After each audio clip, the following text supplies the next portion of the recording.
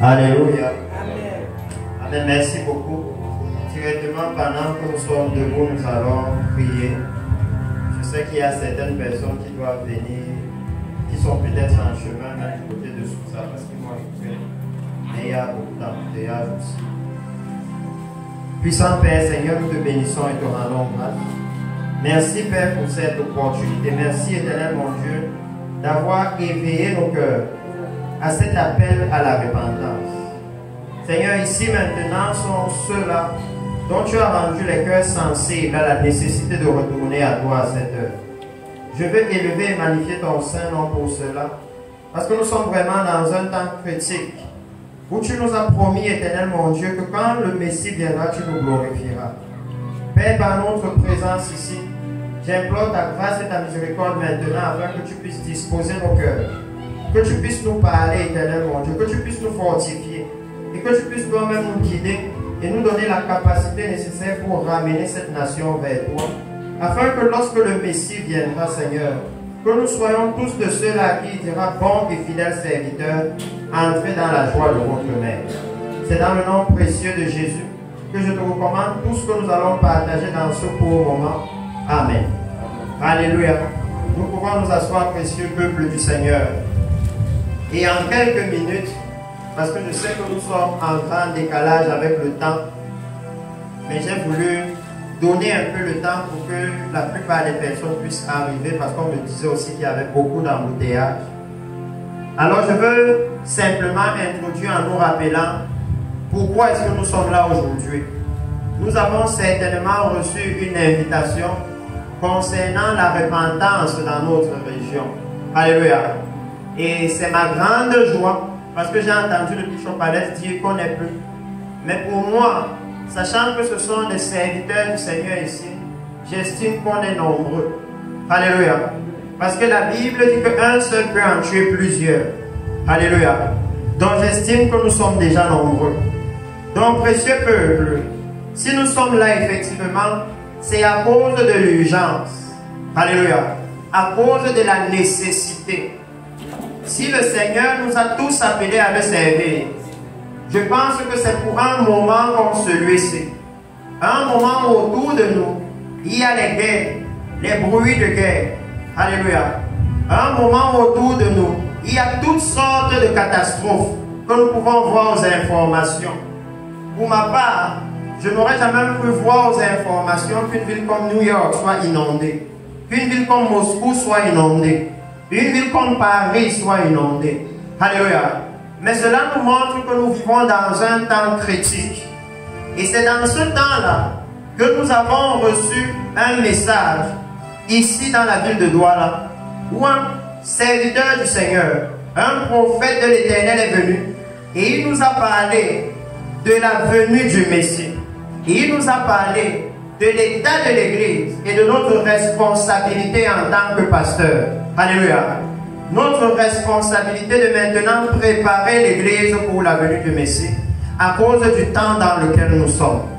Et je voudrais que nous sachions que c'est la raison principale qui nous rassemble ici aujourd'hui. Parce que l'état de la nation, ou si on veut plus précisément de l'Église, au moment où nous sommes, beaucoup d'entre nous, voire nous tous, nous sommes conscients qu'il y a quelque chose qui ne va pas. Alléluia. Nous sommes conscients.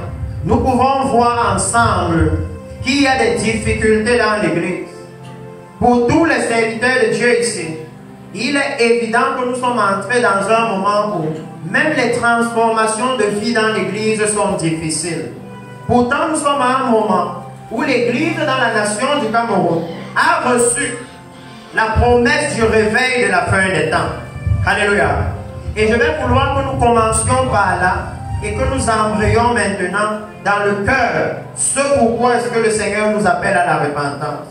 Parce que dans le premier réveil, il y avait des marques, il y avait des choses que nous pouvions voir, les choses qui nous prouvaient qu'il y avait le réveil.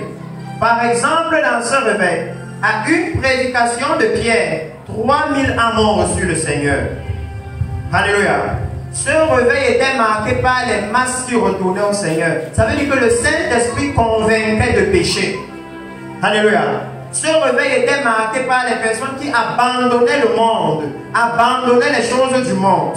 Alléluia. Ils vendaient ce qu'ils avaient parce qu'ils attendaient le Seigneur. Et je peux nous lire ça ici, dans le livre de 1 Thessaloniciens. 1 Thessaloniciens chapitre 1, les marques de ce premier réveil. Pour que nous puissions faire une comparaison et qu'à partir de là, nous voyons, précieux peuple du Seigneur, précieux serviteurs du Seigneur, qu'est-ce que nous pensons qu'il faut faire en ce moment-ci. Parce que pour nous, la Bible va plus loin. La Bible nous promet que la gloire de la dernière maison sera supérieure à celle de la première. Alléluia. Et à la première gloire, on peut déjà voir le standard des apôtres. La première gloire, par exemple, Paul va arriver à Éphèse. Alléluia. Et à la prédication de Paul, le peuple va abandonner complètement les statuettes de Diane d'Éphèse. Ça veut dire qu'à la prédication de Paul, toute une industrie va tomber. Alléluia. L'industrie du péché va tomber. Mais quand nous regardons le temps dans lequel nous sommes, est-ce qu'on a l'impression que l'industrie de la pornographie est en train de tomber? Est-ce qu'on a l'impression que l'industrie de l'immoralité est en train de tomber? Pourtant, contrairement à l'époque de Paul, nous avons bien plus d'apôtres aujourd'hui. Alléluia. Mais c'est l'effet inverse qui est produit.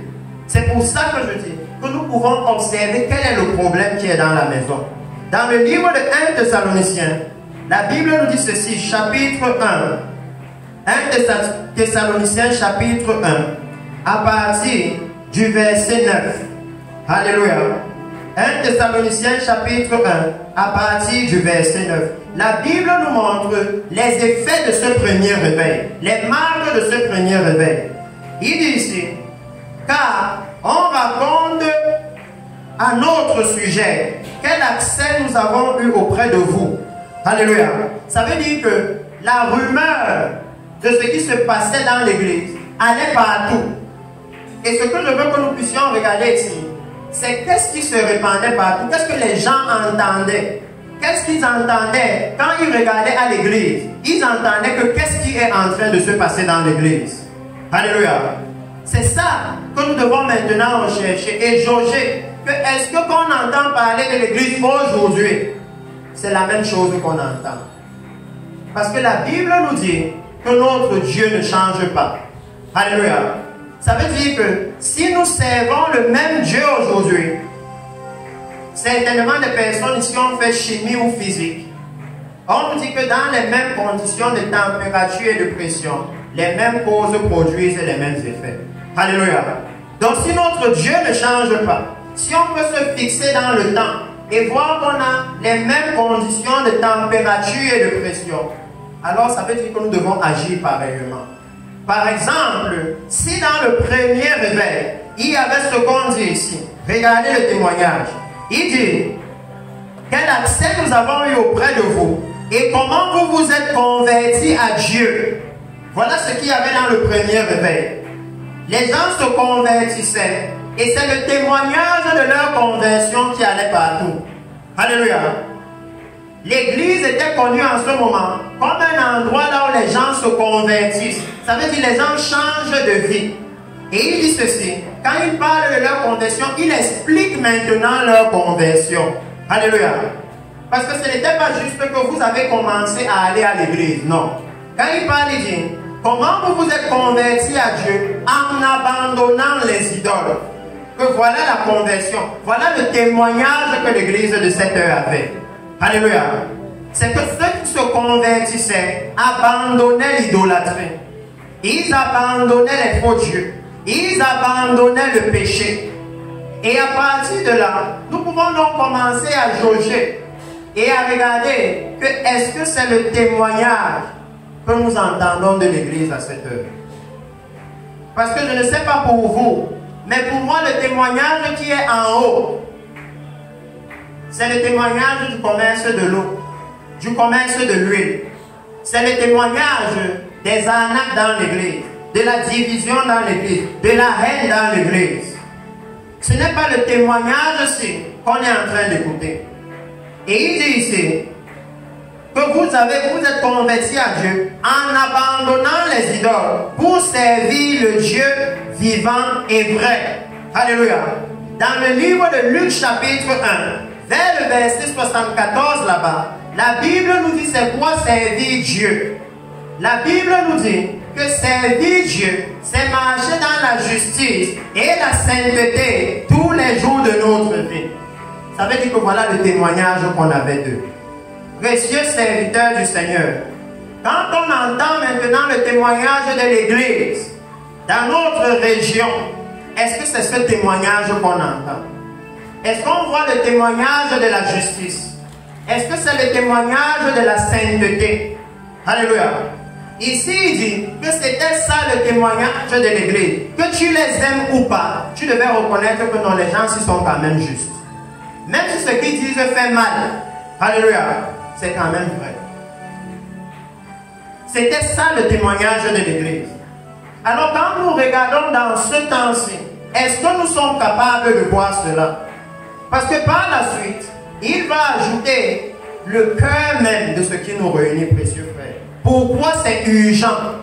Parce que ici il dit que en abandonnant les idoles pour servir le Dieu vivant et vrai, et pour attendre avec empressement des cieux son Fils qu'il a ressuscité des morts, Jésus qui nous délivre de la colère à venir. Alléluia. La question que je souhaite que nous puissions nous poser, précieux serviteurs du Seigneur ici, c'est comment est-ce que nous sommes en train d'attendre la venue de Jésus maintenant. Parce que ici, eux, ils attendaient la venue de Jésus en abandonnant les idoles. Alléluia. En marchant dans la justice et la sainteté. Comment est-ce que l'Église attend la venue de Jésus maintenant?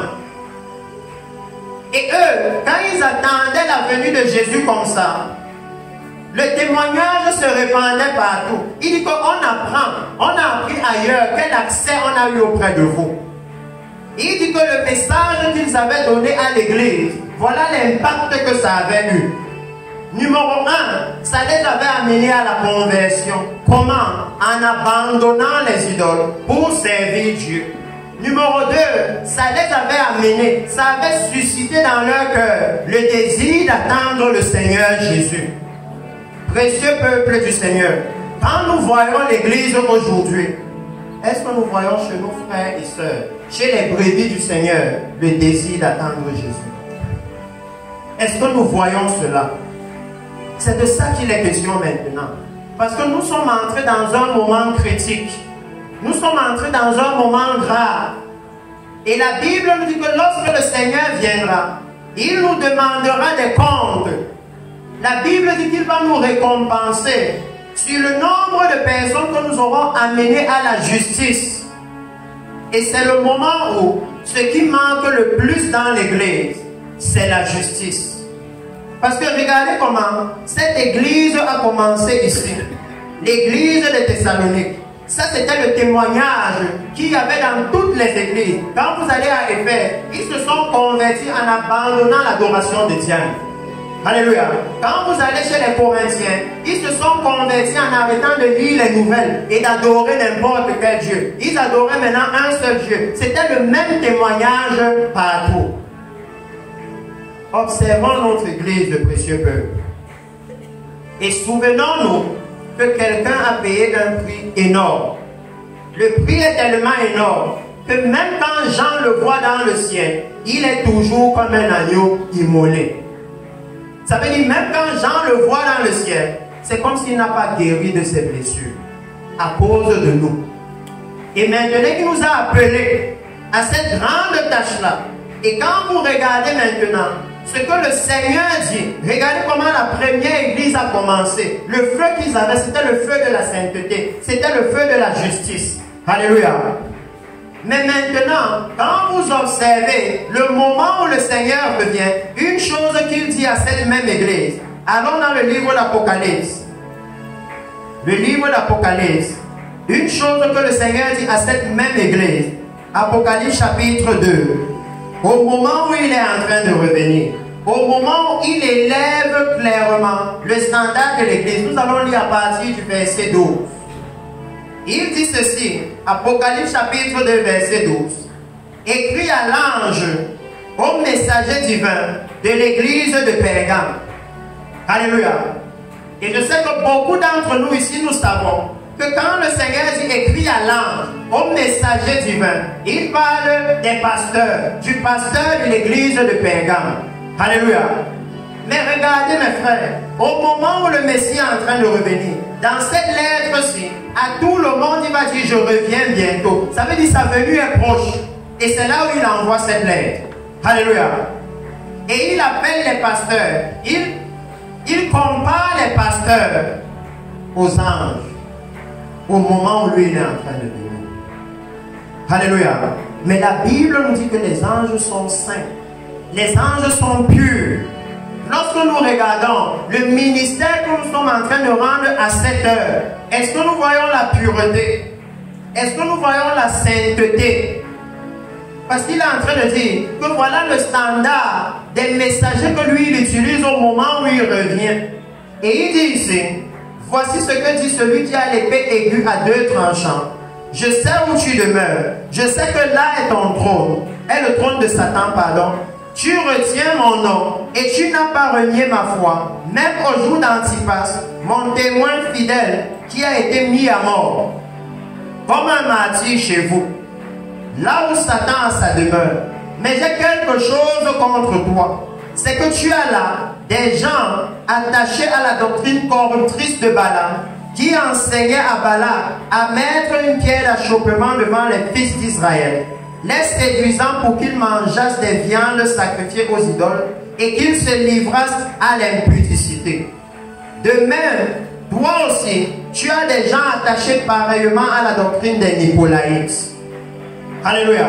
Le Seigneur élève quelque chose ici. Au moment où il revient, il dit que le problème c'est que l'église qui avait reçu le Seigneur avec le feu, mettant les idoles de côté, et je suis toujours fier de voir mes frères de la vraie église de Dieu au milieu de nous. Parce que c'est une église dont j'ai le témoignage de ce qui s'y passait, de la crainte de Dieu qui a inspiré à toute la nation. Alléluia. Oh oui, nous avons parmi nous les papas ici qui ont été à l'Émec. Alléluia. Qui ont vu la crainte qu'il y avait à l'époque et qui peuvent voir la corruption qui est entrée maintenant. Alléluia. C'est de ça que le Seigneur parle. Il dit qu'il y a maintenant eu des enseignements corrupteurs qui sont venus toucher les cœurs, changer les cœurs, au point de permettre que l'immoralité sexuelle est dans l'église maintenant. Nous sommes à un niveau, même nous, parmi les hommes de Dieu, au pupitre, le pasteur peut laisser sa femme et il va avec une fille de la chorale. Et on connaît l'impact que ça a sur toute l'église. On connaît l'impact que ça a sur le reste de la nation. Comment ils perçoivent l'église et comment ça les éloigne de Jésus. Nous sommes à un moment où l'argent, je dis souvent le panier des offrandes et des dîmes, est devenu un grand Dieu dans l'église qui casse les églises en deux. Parce que chacun veut sa part d'offrande et sa part de dîme. Et à cause de cela, nous avons oublié le peuple. Parce que c'est quelque chose qui dit à cet ange que la doctrine corruptrice est entrée. Parce que l'ange n'a pas veillé. C'est pour ça que les faux prophètes sont venus et ont trompé l'église. Parfois même, ils nous ont gracieusement donné de l'argent. Et on leur a dit entrez. Ils ont commencé à donner des fausses prophéties. Ils ont commencé à nous tromper. À nous dire, oh, quand vous aurez le réveil, vous allez trouver l'or, le diamant. Et moi, je dis à mes frères, dans le réveil de Pierre, de Paul, Pierre disait plutôt, je n'ai ni or ni argent. Mais ce que j'ai, je te le donne. Et les paralytiques se levaient et marchaient. Ce que l'or et l'argent ne pouvaient pas faire, le réveil le faisait. Mais nous avons pris un autre message. Et c'est la raison pour laquelle maintenant, lorsque le Seigneur leur parle, alléluia, parce que mon but vraiment, c'est de pouvoir élever pour nous, précieux frères et sœurs, la nécessité maintenant de ramener l'église au Seigneur. La nécessité de ramener l'église. Nous avons perdu la force de la piété. Nous l'avons perdu. Et nous avons besoin d'être lucides pour reconnaître cela. Quand nous avons commencé à nous disputer pour les offrandes, nous avons commencé à nous disputer, même les brebis dans l'église ont vu C'est pour ça qu'on arrive dans une église et vous trouvez même des brebis qui ne croient pas à ce que le pasteur prêche. Et elle va vous demander, mais quand lui-même il fait comme ça, toi tu veux que je croie à ce qu'il dit comment? Si les brebis dans nos églises ne croient pas à ce qu'on prêche, c'est ceux de dehors qui vont écouter. L'heure est grave, mes frères. Parce que ici, lorsqu'il leur montre que la corruption est entrée dans sa maison et qu'il pointe sur nous, les bergers, nous qui devions veiller sur le troupeau, le conseil du Seigneur est le suivant. Repends-toi donc, change ton soi intérieur, ton ancienne manière de penser, la manière de penser qui nous a amenés là où on est là. Alléluia. On doit changer ça. Le système d'exploitation que l'Église utilise maintenant, il faut faire la mise à jour. Parce que c'est déjà corrompu. C'est déjà touché. C'est pourquoi nous essayons de faire des choses. Nous essayons de faire des choses. Mais on n'a pas de résultat escompté. On essaie de mettre des choses sur pied. Ce n'est pas faute du fait que l'Église n'essaye pas de mettre des repentances sur pied. On essaye. Mais il n'y a pas de fruit. Parce que nous répétons toujours les mêmes erreurs. Les mêmes erreurs. Les mêmes erreurs. Nous n'avons pas pris le temps de nous asseoir et de regarder que dans la Bible, quel est le fruit du réveil. Alléluia. Pour nous assurer que ce qu'on va faire va produire le fruit là. Non. On s'est juste levé comme ça. Comme il dit dans la Bible, comme un cheval qui se lance à la bataille. Sans d'abord prendre le temps de savoir qu'est-ce que nous voulons bâtir. Quel est l'objectif du Seigneur maintenant? Et le Seigneur va dire, change ton ancienne manière de penser, ton comportement blâmable. Ça veut dire que nous devons maintenant regarder qu'est-ce qui est répréhensible chez nous, qu'est-ce qui est réprochable. Alléluia. Qu'est-ce que le Seigneur n'approuve pas? Et nous engager simplement à changer. Il dit, cherche la volonté de Dieu. Sinon, je viendrai à toi bientôt et je les combattrai avec l'épée de ma bouche. Alléluia. Le Seigneur qui nous a appelés, il promet maintenant que s'il n'y a pas de repentance, le même Seigneur, là, quand il va venir, ce ne sera pas pour les amener dans le ciel, mais ce sera plutôt pour les combattre. Que le même Seigneur nous dit que quand l'Église devient corrompue, il n'a pas de sentiment. Il prend l'épée et il combat l'Église corrompue là. À un moment où dans l'Église, la majorité des chrétiens sont en train de dire que non, Dieu est amour. Pourquoi il va nous faire du mal? Il est amour. Parce que nous avons laissé un autre message s'installer dans l'Église. Et c'est pourquoi le Seigneur maintenant nous appelle à un changement. Je vais lire une dernière écriture ici, pour que je puisse mettre l'emphase sur la nécessité de ce changement à cette heure-ci. Que nous comprenions que voici le moment. Nous ne pouvons pas dire non, c'est dans 2 ans, c'est dans 3 ans, voici l'heure maintenant. Parce que vous voyez le Seigneur dit ici, que quand il les appelle à la repentance, il base ça sur quoi? Sur sa venue. Sinon je viendrai. Alléluia. Sur sa venue. Et c'est le message, mes frères, que nous avons perdu dans l'Église. Le message de la venue du Messie. Parce qu'il dit que même l'Église à Thessalonique, la raison pour laquelle ils ont abandonné les idoles, c'est pour attendre la venue du Seigneur. Ça veut dire que si nous enlevons la venue du Seigneur du message, pourquoi on va se sanctifier alors? Pour les maisons, les bébés, les voitures, même les musulmans ont ça, même les bouddhistes ont ça. On n'a pas besoin de Jésus pour ça. Mais pour entrer dans le royaume éternel de Dieu, tout le monde a besoin de Jésus. Alléluia. Donc vous voyez le Seigneur ici, mettre l'emphase, mettre l'accent sur la nécessité au moment où il revient. Il ne dit pas non, enseignez-leur les 7 clés de la sagesse de ceci. Il pointe sur la repentance. Parce que même dans le livre de 2 Pierre, chapitre 3, verset 9, le Seigneur nous dit ceci, que Dieu ne tarde pas dans l'accomplissement de sa promesse, mais il use de patience. Parce qu'il ne veut pas que quelqu'un périsse. Alléluia. Mais il veut que tous parviennent à la repentance. Il élève la repentance. Et quand nous regardons la promesse qui nous a été faite, alléluia, parfois on se dit non, on doit jouir du monde, on doit profiter du monde. Et aujourd'hui je vais vous dire oui, le Seigneur nous a promis les maisons. À nous tous. Mais pas ici. Alléluia. Il a dit, il y a plusieurs demeures dans la maison de mon Père. Je m'en vais vous préparer une place et je reviens vous chercher. Dans les maisons qu'on cherche ici, c'est un autre évangile. Oui, le Seigneur nous a promis de régner. Parce que j'ai réalisé que dans beaucoup de nos plateformes de pasteurs, au lieu qu'on se focalise sur nous préparer pour le royaume des cieux, on veut un président chrétien. On veut un chrétien qui va régner. Lui, il nous a promis. Mais il a dit quand il va revenir établir le royaume. Dans l'autre évangile là, ce n'est pas ce que Jésus a dit. Le monde s'y est déjà corrompu. C'est déjà corrompu. Il a dit que non, moi aussi, quand je vais revenir, vous allez régner avec moi. Alléluia. Alors prenons notre mal en patience et focalisons-nous sur ce qui est important. Donc la Bible nous montre par là que le point focal du Seigneur à cette heure-ci, c'est la repentance. C'est la raison pour laquelle pour tous ceux qui ont reçu l'invitation, ils ont vu que c'est en préparation à la repentance ici. Parce que ce message nous est venu ici. Et pour moi, je ne vais jamais assez me repentir. Parce que dans ce message, on nous disait appeler de partout, de Yaoundé, et qu'il y ait une repentance nationale. Mais que ça a pris tellement de temps. C'est pourquoi Douala est même encore plus coupable que le reste du pays.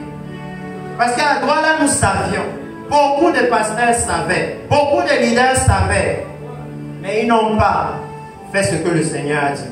Pourtant, tout le monde, tous les pasteurs sont d'accord que quelque chose ne va pas dans l'église. Alléluia.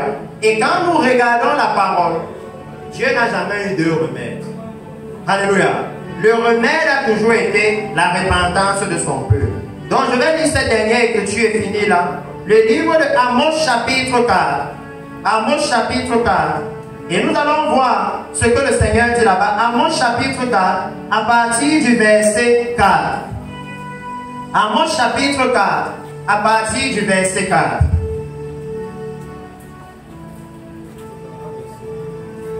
Il dit ceci.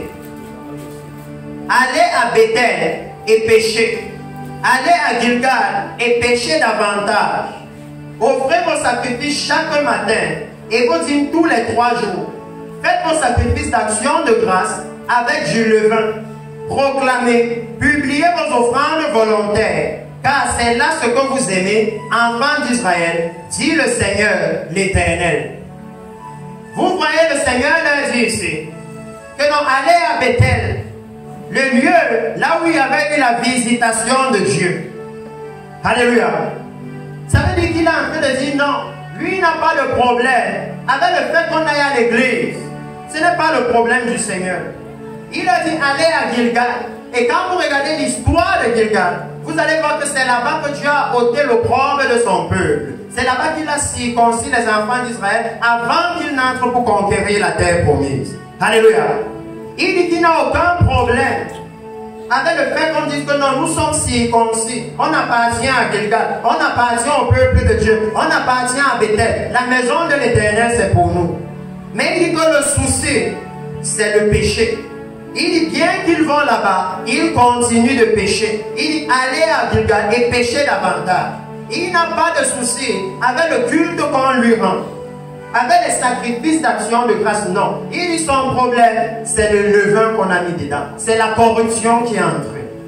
C'est le moment où dans les églises, nous avons commencé à élever les gens basés sur ce qu'ils donnent. Alléluia. Oh oui, nous avons amené la corruption dans la maison. Le moment où dans l'église, nous avons amené le favoritisme, la tromperie.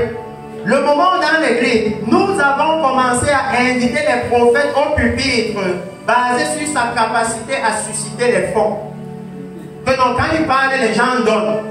On n'a plus regardé que est-ce qu'il prépare l'église pour le royaume des cieux. Non, c'est est-ce que quand il parle, les gens donnent. S'il peut faire ça, alors on l'invite. C'est lui qu'on veut. Alléluia. Et on n'a pas réalisé qu'en fait, nous sommes en train de souiller la maison du Seigneur. Et que si le peuple vient dans la maison du Seigneur, le peuple de Dieu vient pour rencontrer le Seigneur. Alléluia. Donc si le Seigneur s'en va, ils n'auront plus de raison de venir. Donc je vous ai dit, je vais finir par cette écriture parce qu'il y a quelque chose d'essentiel ici concernant le temps dans lequel nous sommes. Le Seigneur dit, et moi, donc quand ils adoraient comme ça, il dit, et moi je vous ai envoyé la famine dans toutes vos villes. Et marquez bien ceci, parce que si vous lisez ici, vous allez voir les signes de la venue du Messie. Ici. Il dit, et moi je vous ai envoyé la famine dans toutes vos villes, le manque de pain dans toutes vos demeures. Malgré cela, vous n'êtes pas revenus à moi. Alléluia. Et Jésus nous a dit qu'avant son avènement, il y aura des famines en divers lieux. Et Amos nous révèle maintenant le message que les famines là, c'est pour qu'on retourne à lui. Et vous voyez ici, Dieu ne s'adresse pas aux païens, il s'adresse à son peuple. Là où j'ai souvent partagé ça, j'ai dit c'est ici que vous voyez la puissance de l'église, même le rôle social de l'église. Comment c'est l'adoration de l'église qui amène le bien-être de la nation. Donc ils n'ont pas besoin de chercher à être président, ministre, ceci, non. Ils ont cherché à avoir une adoration droite avec Dieu. Et ils seront une bénédiction pour la nation. Ils seront une autorité dans la nation. Le pays va les supplier pour continuer d'adorer votre Dieu. C'est ce qui s'est passé dans la Bible. Quand Cyrus a réalisé le rôle du temple de Dieu, il leur a dit, allez reconstruire et priez même pour moi. Pourtant, il n'était pas du peuple de Dieu. Mais parce qu'il a compris que non, s'ils adorent là-bas comme il faut, même moi je suis béni. Alléluia. Mais nous, nous sommes égarés en route. On s'est perdu en chemin. Jamais les Daniel n'ont cherché à être roi à Babylone. C'était Babylone, c'était un autre royaume. Ils n'ont jamais cherché ça. Eux, ils savaient que dans notre royaume, le roi est choisi par l'Éternel. Et pour nous, il dit que nous sommes une nation sainte, un sacerdoce royal, et on a déjà un roi au ciel. Alléluia. Donc il n'y a pas besoin qu'on s'embrouille, qu'on tombe dans les distractions maintenant. Il a dit ici, et moi, je vous ai refusé la pluie, alors qu'il y avait encore 3 mois jusqu'à la moisson. J'ai fait pleuvoir sur une ville, et je n'ai pas fait pleuvoir sur une autre ville. Un champ a reçu la pluie, et un autre qui ne l'a pas reçu s'est desséché. 3 villes sont allées vers une autre pour boire de l'eau, et elles n'ont point apaisé leur soif. Malgré cela, vous n'êtes point revenus à moi. Vous voyez comment dans ce que le Seigneur fait, il met l'emphase sur une seule chose. Revenez à moi. Alléluia. Revenez à moi. Et il dit, je vous ai frappé par la brouille, par la nielle. Vos nombreux jardins, vos vignes, vos figuiers et vos oliviers ont été dévorés par les sauterelles. Malgré cela, vous n'êtes pas revenus à moi. Alléluia, dit l'Éternel. Je vous ai envoyé la peste. Et toutes ces choses, nous les vivons, nous les voyons. Pour ceux qui sont souvent venus ici, quand on a fait des projections, vous avez vu les plaies de sauterelles. Et il y a une autre qui a encore été annoncée. Et vous savez que quand les sauterelles arrivent, elles dévorent tout dans les champs. Donc c'est toujours la famine. Vous pouvez voir le temps dans lequel nous sommes, comment le prix de la vie est devenu difficile. Beaucoup de personnes n'arrivent plus à manger à leur faim. Mais malgré ça, nous, l'Église, on n'est pas en train de donner le bon message. On n'est pas en train de leur dire qu'en fait, ce qui se passe là, c'est parce que le Seigneur revient. Et qu'il veut qu'on se tourne vers lui et qu'on se prépare. On n'est pas en train de leur donner le bon message. Il dit, je vous ai envoyé la peste comme en Égypte. J'ai tué vos jeunes gens par l'épée. Et nous voyons tout ça. Nous voyons le Covid, virus Ebola. Nous voyons la guerre en Russie, en Ukraine. Les guerres autour de nous. Les soulèvements. Nous voyons toutes ces choses, nous les vivons. Et il dit, et laissez prendre vos chevaux. J'ai fait monter à vos navires l'infection de votre camp. Malgré cela, vous n'êtes pas revenus à moi. Je vous ai bouleversé comme Sodome et Gomorrhe, que Dieu détruisit. Et vous avez été un tisson arraché de l'incendie. Malgré cela, vous n'êtes pas revenus à moi. Le Seigneur le dit 4 à 5 fois. Alléluia. Vous et moi, on peut savoir que quand quelqu'un dit quelque chose en insistant tellement, ça veut dire que c'est ça qui est dans son cœur. Alléluia. Ça veut dire que c'est ça qui l'intéresse. Que tout le reste que vous faites là, ça ne me dit rien si vous ne faites pas d'abord ça. Alléluia. Tout le reste que vous pouvez faire, pour moi, ça n'a pas d'intérêt. C'est pourquoi il dit, allez à Gilgal, le problème c'est le péché. Allez à Bethel, le problème c'est le péché. Faites les sacrifices, le problème c'est le levain. Et le Seigneur a fini en disant, c'est pourquoi je te traiterai de la même manière, Israël. Et puisque je te traiterai de la même manière, prépare-toi à rencontrer ton Dieu, ô Israël. Ça veut dire que le moment où le Seigneur dit à son peuple que bientôt vous allez me rencontrer, ce qu'il demande c'est quoi? Retournez à moi. Alléluia. Retournez à moi. Donc en ce moment-ci, précieux peuple, l'Église est censée préparer la nation. Nous sommes censés être une bénédiction pour la nation. Mais parce que la corruption est entrée, la tromperie est entrée, et nous avons été responsables. Moi, j'ai été responsable. Alléluia. Le Seigneur nous demande de retourner à lui. Si vous lisez ce passage comme moi, c'est comme si le Seigneur vous dit que quand ils font la COP 21, la COP 22, la COP 23 pour le climat, le sommet pour le climat, que ça dépend de l'Église. Que si l'Église adore bien, lui il change le climat. C'est ce qui est écrit là-bas. Que je n'ai pas donné la pluie à cause de comment vous vous comportez. J'ai envoyé la sécheresse, la famine, à cause de comment vous vous comportez.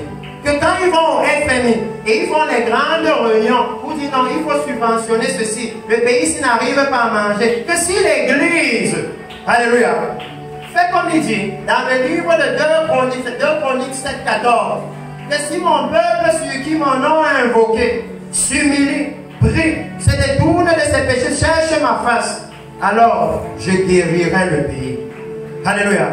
Donc c'est la raison, précieux peuple, pour laquelle aujourd'hui nous avons voulu vous rassembler ici. Alléluia. Pour que nous puissions comprendre que, mes frères, s'il y a un moment où l'appel de Dieu dans notre vie a été important, c'est maintenant. Parce que le Messie est à la porte. Alléluia. Les événements que nous voyons nous montrent qu'il est à la porte. Depuis que les prix ont commencé à augmenter, vous les avez vu baisser.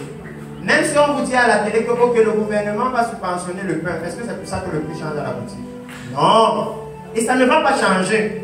Parce que la parole de Dieu dit que c'est censé aller de mal en pire. Et c'est nous qui avons le rôle de leur révéler ce que Dieu est en train de faire. Alléluia. De ne pas les laisser croire que c'est leur économie. Ce sont leurs dieux. Mais malheureusement, à cause de la corruption qui est entrée, l'amour de l'argent est entré dans l'église. Nous, les pasteurs, nous n'avons pas veillé sur les brebis. Nous avons regardé nos propres intérêts.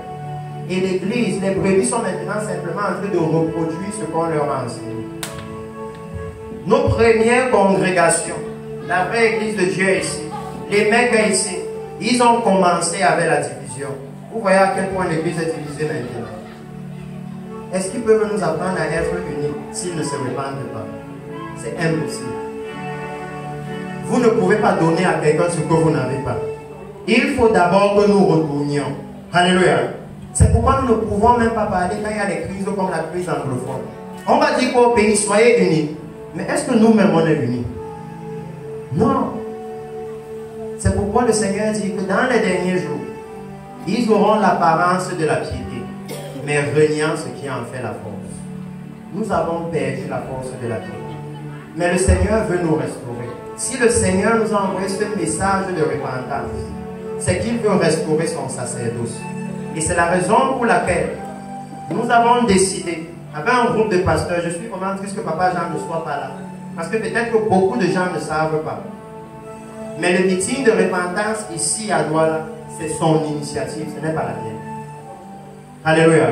C'est son initiative. C'est qu'il a vu qu'on est allé à Bangui.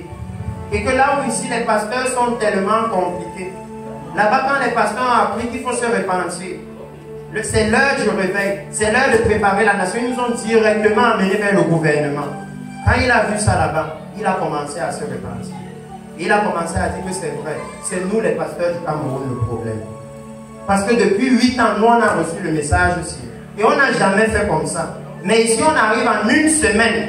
On discute avec le président de l'Assemblée nationale. Et il dit oui, je vais aider mon pays à se repentir. Mais nous ici on est en train de dire non, ce sont nos gouvernants. Ce sont les francs-maçons. Ce sont les ceci. Ce sont les cela.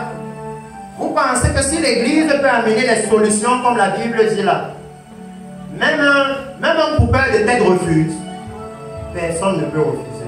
Le problème, c'est comment nous avons adoré. Donc ce soir, c'est ce que je voulais nous amener, afin qu'ensemble, nous puissions savoir qu'est-ce que le Seigneur attend de nous. Et si vous me permettez, s'il vous plaît, Papa Maya, je vois Papa Aguili au milieu de nous. Et je veux humblement demander qu'avant que nous parlions un peu du travail à faire, de ce que nous sommes en train de vouloir mettre sur pied, que nous puissions lui donner la parole une minute pour qu'il puisse nous conduire au Seigneur. Pour qu'il puisse nous donner de chacun se lever et parler au Seigneur. Parce que dans la Bible, quand Daniel a vu que c'était le temps de retourner, lui-même il a commencé à parler au Seigneur pour la maison du Seigneur. Quand on a dit à Néhémie que les murs de Jérusalem sont en feu, Néhémie n'est pas d'abord allé appeler quelqu'un. Lui-même il a commencé à pleurer à cause de l'état de la maison. Alléluia. Donc si nous-mêmes, nous voulons que le Seigneur nous aide à restaurer son nom, nous devons nous-mêmes commencer à parler au Seigneur. Alléluia. Papa Maya, je peux. Papa Aguilé, si tu peux venir nous conduire dans un moment de repentance, s'il te plaît.